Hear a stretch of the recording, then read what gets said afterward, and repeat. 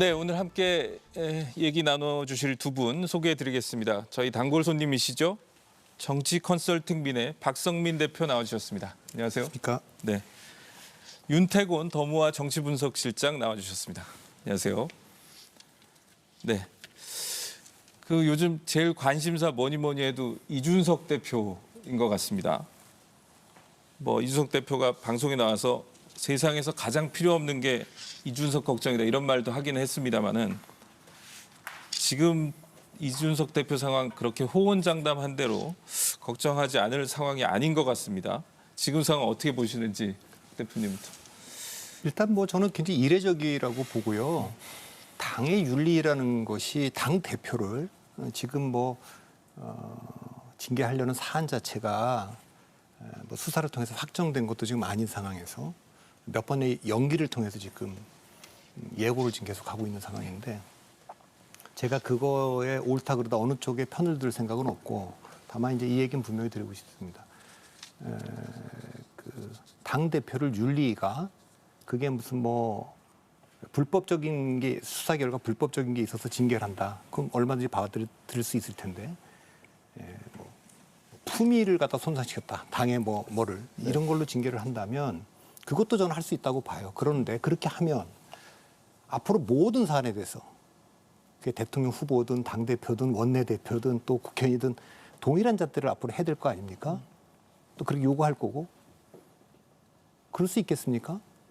저는 그거 쉽지 않다고 봅니다. 그렇기 때문에 이 사안을 그래서 사람들이 이걸 정책으로 보는 거 아니겠어요? 그러니까 저는 윤리가 앞으로 이 동일한 잣대로 모든 그 징계를 할 게 아니라면 이거는 좀 안 하는 게 맞다 저렇게 보고요. 두 번째는 뭐 이준석 대표가 대통령 선거와 지방선거를 승리함으로써 자기 역할은 다 끝났다. 그 말은 맞을 겁니다. 그러니까 제가 봐도 이준석 대표는 선거에 굉장히 특화된 그런 분이라고 봐요. 뭐 군인으로 말하면 옛날 2차 세계대전 당시에 조지 패튼 같은 장군이죠. 전차부대 이끄는 거 아주 잘하지만 평화 시기에는 그런 리더십은 아니죠. 그러니까 바로 해임되지 않았습니까? 조지 패튼 장군도. 이제 이준석 대표도 그런 건데 승리를 2번 했는데 이미 정치력이라 리더십은 여러 번 뭐 문제제기가 있었어요. 근데 이제 역사적으로 모든 정권이 지지율이 떨어지는 건 야당의 공격이라든가 뭐 다른 것 때문에 떨어진 게 아니라 그 당과 대통령과의 관계가 틀어질 때 지지율이 떨어졌기 때문에 지금은 뭐 민주당과의 전선도 있고 또 국제정세에서의 미중 패권 전쟁에서도 우리가 할 일이 많기 때문에 전 당내에서 이렇게 전선을 갖다 불필요하게 확장하는 게 별로 좋은 전략 같지는 않아 보입니다. 그 뭐 옛말로 하면은 토사구팽이고 요즘 말로 하면 손절각이라고 말하던데 지금 그런 상황이라고 보세요, 윤 실장님? 그러니까 저도 지금 박성민 대표님하고 뭐 대체적으로 비슷한 생각인데 지금 이게 막 꼬여 있고 복잡하고 이 뉴스를 보면은 이게 십몇 년 전에 어떻게 했다는데 또 이제 최근 작년 말에 뭘 어떻게 했다는 게 막 섞여 있는 거지 않습니까? 네. 그러니까 결국은 이제 윤리위에는 품위 손상으로 가 있는 건데 저도 이런 이야기를 하고 싶어요. 이게 뭐 시작이 어떻게 됐냐를 떠나서 앞으로 어떻게 될 것이냐. 그럼 일단 이준석 대표의 리더십은 거의 이제 타격을 입었다. 그럼 윤리위에서 뭐 예컨대 불문에 붙이겠다라고 했을 때 We are the world 돼가지고 여권이 자 이제부터 다 열심히 합시다라고 갈 수가 있을 것이냐. 그것도 어려워 보인다라는 게 문제죠. 그렇다면은 윤리위 혹은 뭐 뒤에 보이지 않는 손이 있는지 없는지는 모르겠습니다만은 조금 타격을 받더라도 차라리 방금 말씀하신 대로 손절하는 게 맞다. 이런 판단을 내렸을 때 그러면 잠깐 이게 손절이 되고 또 그냥 해결이 되겠느냐. 이준석 대표가 예컨대 뭐 부덕의 소치입니다 하고 물러나겠느냐. 양쪽 다 별로 그럴 것 같지 않다라는 게 문제 아니겠습니까?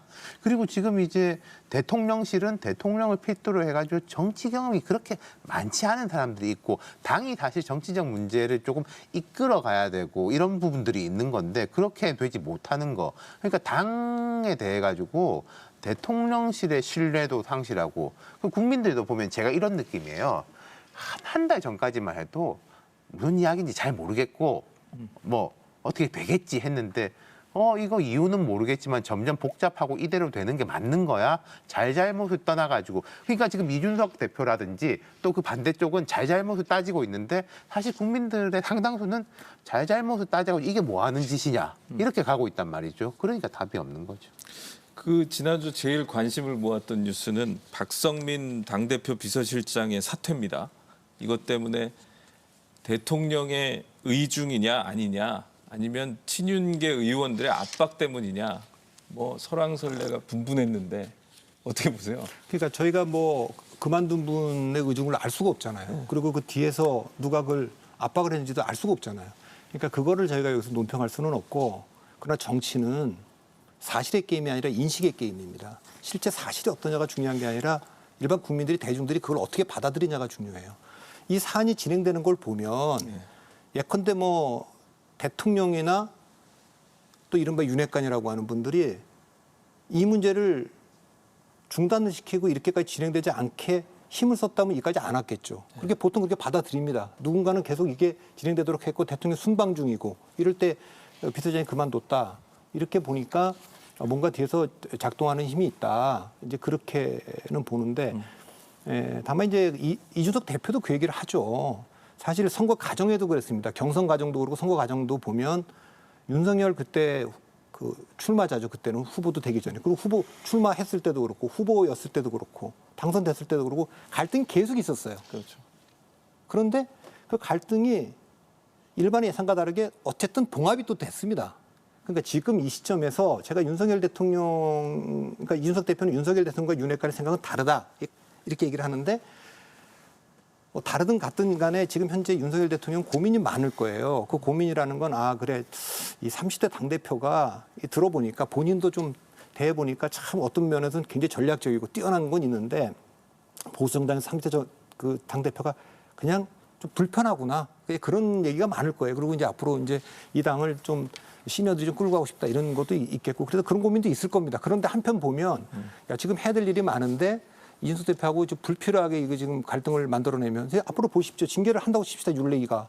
대통령의 어젠다라는 게 하나도 안 먹힐 겁니다. 지금 그게 아니어도 야당에서 이재명 대표 지금 출마 뉴스가 굉장히 지금 그 뉴스의 밸류가 올라갔는데 이준석 대표를 징계하면 그건 뭐 더 커질 거예요. 이준석 대표. 그러면은 뭐 대통령의 어젠다나 뭐 외교, 안보, 경제 뭐 아무것도 안 먹힐 거 아닙니까? 그러니까 어젠다를 난 어젠다로 만들어야 되는 입장에서는 이걸 관리를 해야죠. 그래서 저는 뭐 누가 뒤에서 지금까지는 어떤 힘이 왔는지 몰라도 적어도 하나는 성공했어요.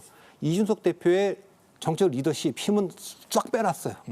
그러니까 그런 면에서 저는 여전히 봉합될 가능성도 좀 있다. 다만 지금 그런 상황에서 이준석 대표도 깨끗하게 지방선 끝나고 던질 수 있는 기회가 있었지만 선제적으로 그러지 못했기 때문에 원래 그 2021년 6월 11일 날 전당대회에서 됐으니까 뭐 내년 가서 전당대회 하겠지만 좀 해를 넘겨서 좀 적당히 더 가다가 조기에 사퇴할 가능성은 좀 여전히 남아 있는 그런 봉합은 저는 뭐 있을 수 있다고 봅니다. 지금 되게 딜레마적인 게요. 크게 보면은 앞에 우상호 비대위원장도 나오셨지만 제가 볼 때 이런 느낌이에요. 사실은 정치에서 이제 흔히 막 반사이익 이야기를 하지 않습니까? 네. 상대 반사이익을 두려워해서 압박을 받기도 하거든요. 예를 들어서 대통령 지지율이 떨어졌을 때 야당 지지율 올라간다. 뭐 야당의 차기 대권 주자가 올라간다라고 하면은 여권이 행동을 아주 제약받게 되죠. 근데 지금 대통령 지지율이 떨어지고 여당 지지율 떨어져도 야당 지지율이 올라가는 게 아닌 거예요. 그러니까 이런 이제 그 제로섬이 안 좋은 방식으로 탈피돼 있는 거거든요. 잘하기 경쟁이 아니라 못하기 경쟁조차도 안 돼 있는 상황. 그리고 이런 큰 구조적인 문제, 본질적인 것은 국민들이 자 우리가 대선 치렀고 지방선거까지 치러가지고 그간은 정치에 관심이 많이 기울였단 말입니다. 지금은 그 에너지가 좀 빠진 상태예요. 먹고 살기 힘들고 다른 일들에 이제 관심을 기울여야 되는데 정치 이슈들은 계속 나오고 여기가 이제 여론의 피드백을 제대로 받지 못하니까 이게 뭔가 압박 구조가 형성되지 않는 야당의 전당대회도 그러니까 항상 뭔가 강경 지지층들 내부의 경쟁.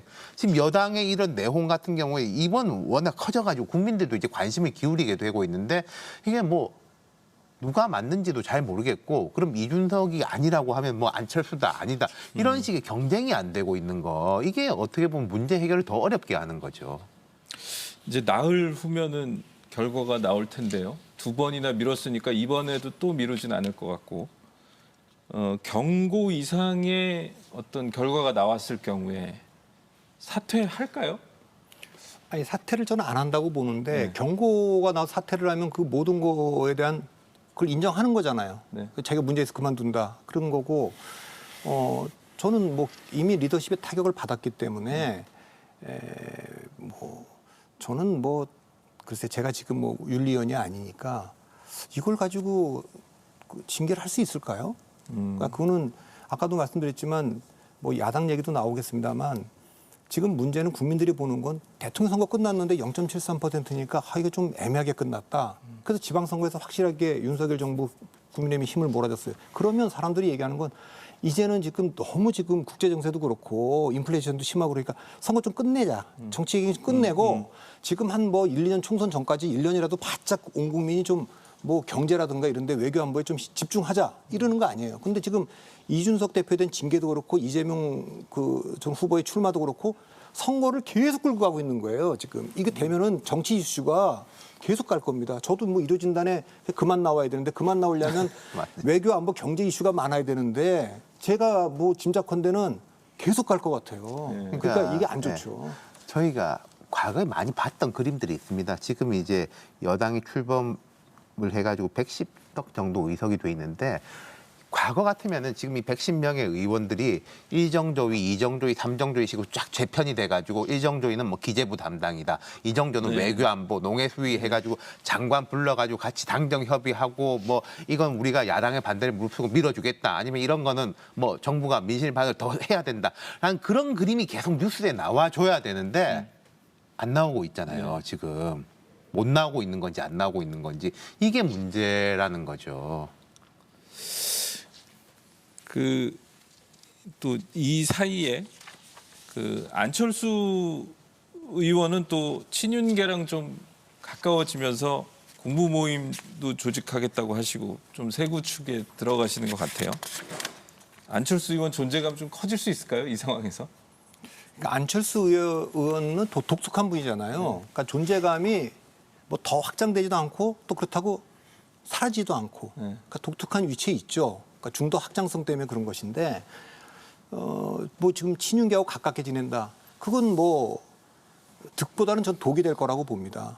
역사적으로 우리가 뭐 민주주의 역사가 짧지만 돌이켜 보면 본인이 그 대통령 하려고 이제 국민의힘까지 입당한 거 아니겠어요? 그런 입장에서 보면 역대 모든 대통령은 현직 대통령하고 대척점에 있던 사람이 됐지 현직 대통령 세력의 지원을 받아갖고 대통령 된 적이 없어요. 그러니까 그런 면에서 그렇게 되는 순간 국민적으로부터 대통령한테 좀 더 가까이 가지만 대통령 자리에는 좀 멀어질 거예요. 그러니까 대중들의 지지를 잃게 될 가능성이 있죠. 지금 이 국면은 안철수가 친윤 세력하고 좀 더 가깝게 지내려고 한다기보다는 제가 보기에는 윤핵관이 안철수를 좀 이용한다 그래야 될까 활용한다 그럴까 뭐 그런 거라고 좀 봅니다. 제가 안철수 대표라면 안철수 의원이라면 저는 뭐 그렇게 특정 누구하고 가깝게 지낸다 이렇게 하는 것이 뭐 별로 좋지 않고 특히 이준석 대표하고 아주 오래전부터 갈등이 많았지 않습니까? 전 이것도 조금 어른스럽게 풀어야 된다고 봅니다. 그렇죠. 제가 만약에 안철수 의원이라면은 속마음이 어떻든지 간에 이준석 대표한테 약간 힘을 실어주는 식으로 이야기를 할 수도 있겠다. 그럼 이준석 대표가 머쓱해질 수도 있는 거. 그리고 제 다른 각도 하나 지적해주고 싶은 게요. 지금 여야 다 이렇게 문제인데 지금 지난번 대선에서도 윤석열, 이재명이라는 여의도 영선들끼리의 대결이었지 않습니까? 저는 이런 국회 패싱 내지는 국회에 대한 거부감이 좀 더 심화될 수도 있겠다 이런 느낌이 들어요. 그러면서 7월 1일 엊그저께 광역단체, 기초단체장들의 임기가 시작됐습니다. 그렇죠. 아마 제가 생각할 때는요.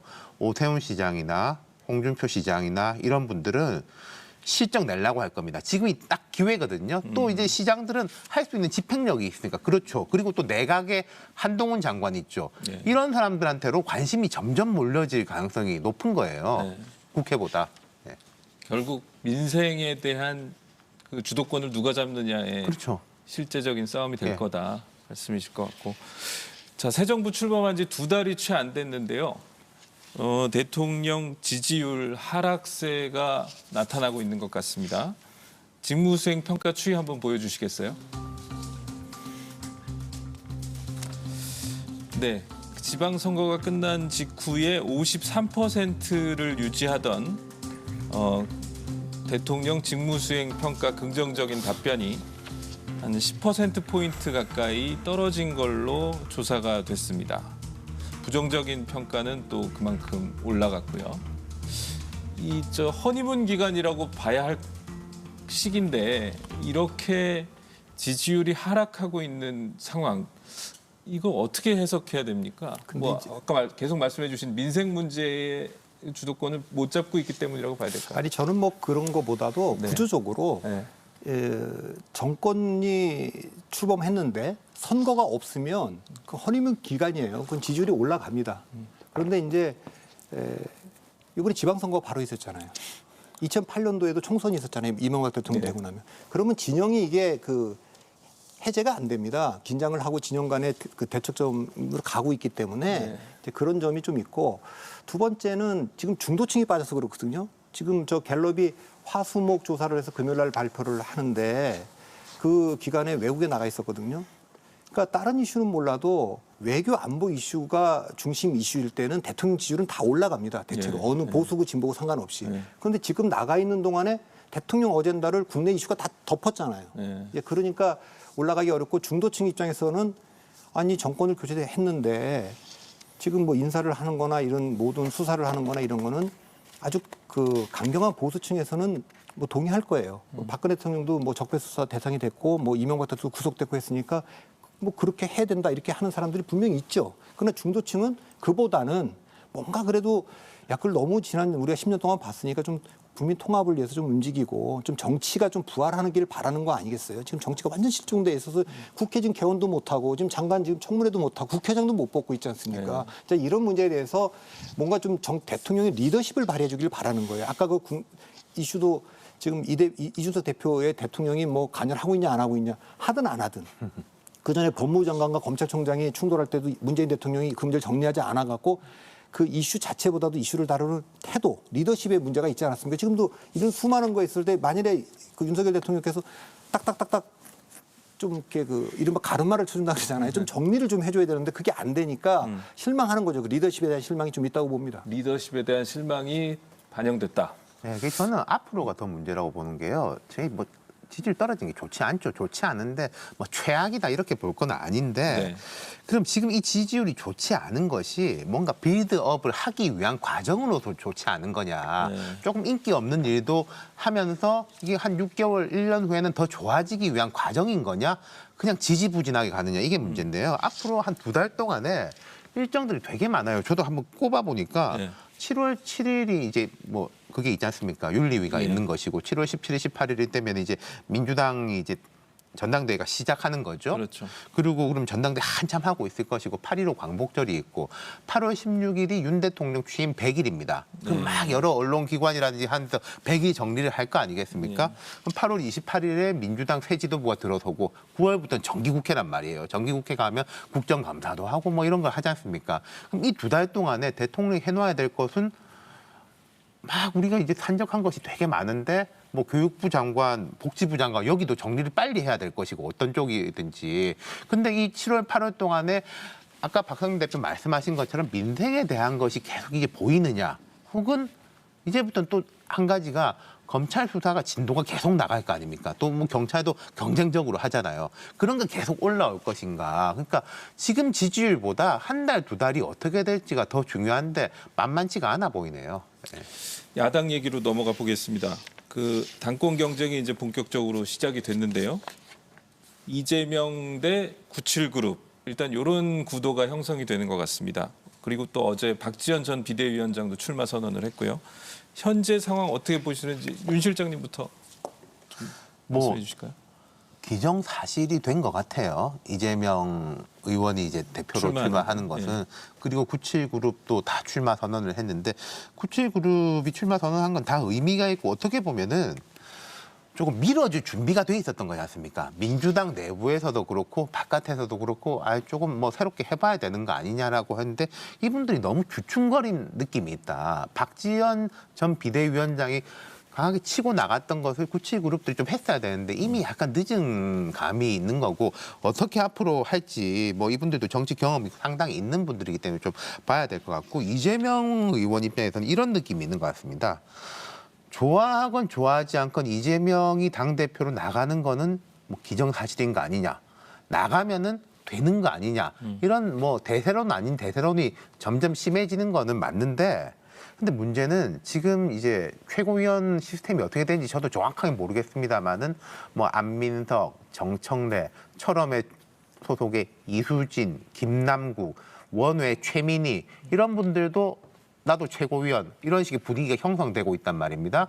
그렇게 되면 그건 사실 이재명 의원 입장에서 되게 부담스러울 거예요.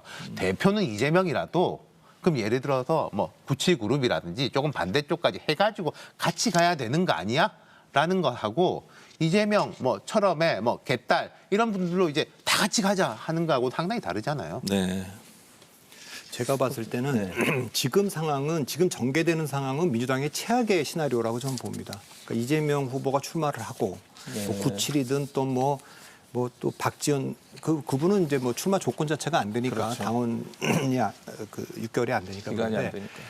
그런데 이런 경우는 어떻게 되든 그러니까 출마자가 많아지면 많아질수록 이재명 후보의 출마는 더 쉬워지고 명분이 되죠. 강한 야당, 강한 리더십 이렇게 얘기될 거기 때문에 그리고 승부도 뭐 아주 싱겁게 끝날 거예요. 제가 봤을 때 민주당의 의미 있는 전당대회가 되려면 세 가지 시나리오 중에 하나가 돼야 될 거라고 좀 봅니다. 첫 번째, 이재명 대표 체제를 피할 수 없다. 만일에 이번에 이재명 불출마를 요구해서 원로들 요구하고 다 요구해서 그래 제가 안 나가겠습니다 하면 앞으로 누가 들어와도 그 리더십이 지지율 잘 안 갈 때 그때마다 사람들은 거 봐라. 그래서 이재명이 해야 된다 그러지 않아요. 이렇게 얘기가 나올 거니까 거칠 수밖에 없어요. 그럴 바에는 제가 보기에는 축구에서 업사이드 작전이라는 게 있잖아요. 아무도 출마를 안 하고 그냥 하십시오라고 하는 겁니다. 그러니까 그냥 하시고 최고위원도 다 구성하시고 책임지고 한번 당을 맡아서 혁신 한번 해보십시오라고 하는 게 전 있을 수 있다고 봐요. 의미 있게. 네. 두 번째는 승부를 하고 싶으면 저는 이재명 후보가 되더라도 이재명 대 반이재명, 이재명이냐 아니냐의 싸움이기 때문에 한 명을 1대1로 붙이는 그림을 그려야 됩니다. 그게 누가 되든 이렇게 지금 나올 게 아니라. 전 세 번째는 결국 이재명 후보가 생각해야 될 건 지금 불안하게 생각하는 건 다음 공천 때문이거든요. 이재명 대표가 됐어요. 지금 170명 국회의원 중에 제 생각에 50명은 난 다음에 공천 못 받겠구나 생각할 거예요. 50명 그런 생각할 거예요. 나머지 또 50명 추가로 50명은 제3자가 보기 저 사람 공천 못 받을 거야 이렇게 생각될 거예요. 이거는 지금은 우상호 위원장이 지금은 아니지만 총선 앞두고는 분당의 요인이 될 겁니다. 따라서 그 공천에 대한 두려움이 있으니까 이재명 후보가 다 받아들여서 내 이번 전당대회를 안 나가 7월 17일 날이 등록이라니까 그 전날에 내가 그럼 이번에 안 나가겠다 이렇게 하고 당에 있는 분들은 차라리 이재명 후보도 받아들일 수 있는 이재명 후보가 극단적으로 말하면 지명하는 분이 당대표를 하고 뭐 97이든 뭐 이재명이 다 안 나오고 한번 가자. 저는 이 셋 중에 하나를 선택할 때 의미가 있지. 지금처럼 흘러가는 거는 뭐 변화도 아니고 혁신도 아니고 아무것도 아닌 거라고 저는 봅니다. 박 대표님이 저희가 안 나와야 좋은 겁니다 하셨는데 조만간 또 보게 될 것 같은 예감이 드네요. 네, 두 분 말씀 잘 들었습니다. 네, 그 무소속 양향자 의원이 국회 반도체 특위위원장을 받아들이면서 이렇게 말했습니다. 반도체에는 이념과 여야가 따로 없다. 반도체만 그런 게 아니겠죠. 이루어지는 라이브 저는 다음 주 이 시간에 다시 찾아오겠습니다. 시청해주신 여러분 감사합니다.